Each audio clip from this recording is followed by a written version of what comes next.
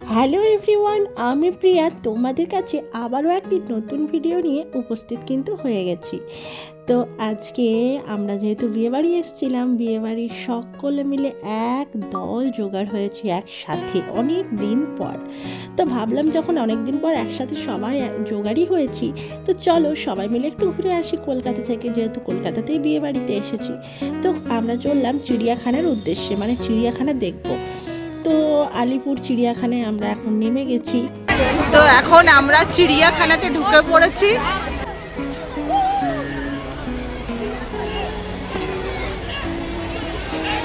আর এই যে ছোট্ট মহাপুরুষ, ইনি যেখানেই যান এনাকে সামলানোর জন্য সবসময় একটি লোক প্রয়োজন। সবসময় এখানে মানে সবসময় সব জায়গায় তিনি ঝাঁপিয়ে লাফিয়ে একাকার করে বেড়ান। তো এখানে প্রথমবার গিয়ে চোখের সামনে টাইগার দেখছে, লায়ন দেখছে এবং বিভিন্ন পশু পাখি এইসব দেখে আমার ছেলে কিন্তু ভীষণই খুশি হচ্ছে। তার সাথে সাথে আমরাও ব্যাপারটাকে ভীষণ এনজয় করছি।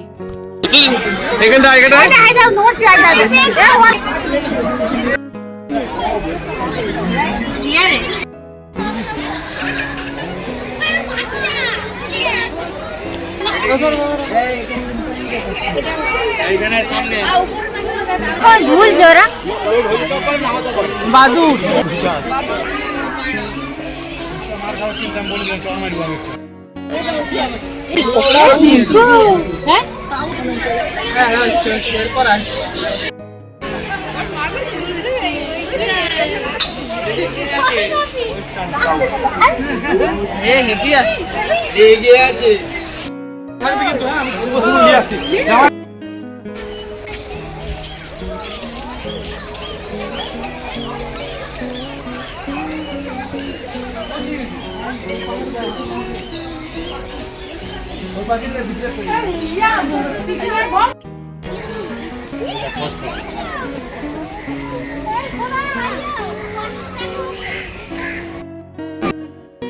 আর এইদিকে বিভিন্ন রকমের রং বেরঙের পাখি, ময়ূর, তারপর ওইদিকে তো আর একটা বাঘ দেখলাম যে বাঘটা ঘুমোচ্ছিল, আর এইদিকে আরও একটা বাঘ আছে, দেখো এ আবার গুহাতে ঢুকেই গেল।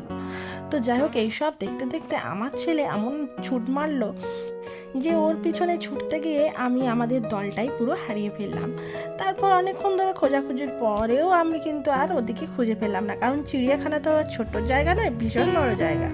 আর এইদিকে এই বদমাইশটাকে দেখো, বলে চেপে গেছে আর সারাক্ষণ আঙুল খেতে খেতে খেতে খেতে একদিকে হাসি দিচ্ছে আর একদিকে যাচ্ছে। বেশ মজায় পাচ্ছে চিড়িয়াখানাতে ঘুরতে এসে, কারণ এমনিতেও টিভিতে বিভিন্ন রকমের পশু পাখি সবসময় ওইসব দেখেই থাকে, সেগুলোকে একদম চোখের সামনে এসে দেখতে পাচ্ছে, তো ভীষণ মজা পাচ্ছে সেগুলো দেখে। শুধু বলছে সামনে যাব আর ওগুলোকে ছুঁয়ে দেখবো, তো সেটা কি আর সম্ভব বলো? সেটা তো আর সম্ভব নয়। যাই হোক, দূর থেকে যতটা পারছি ওকে সমস্ত কিছুই দেখাচ্ছি আর আমরাও সাথে সাথে সব কিছুটা দেখছি।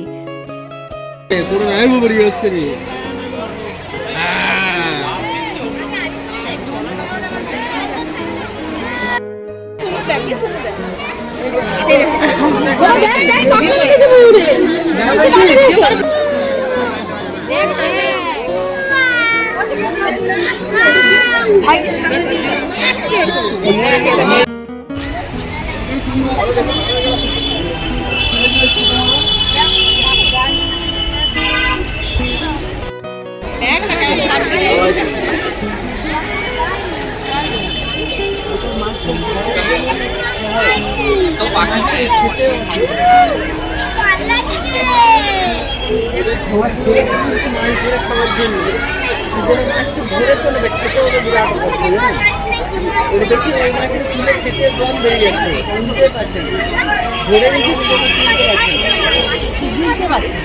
ওরকম করে আস্তে আস্তে আস্তে পড়ে যাচ্ছে। 1 ঘন্টা লেগে ছোটা চিড়িয়াখানা দেখার পর বেশ টায়ার্ড লাগছিল, ওই জন্য ভাবলাম কোথাও যেয়ে একটু বসা যাক। সামনেই একটা রেস্টুরেন্ট পেয়ে আমরা বসে পড়েছিলাম। তো চলো আজকের মতো টাটা।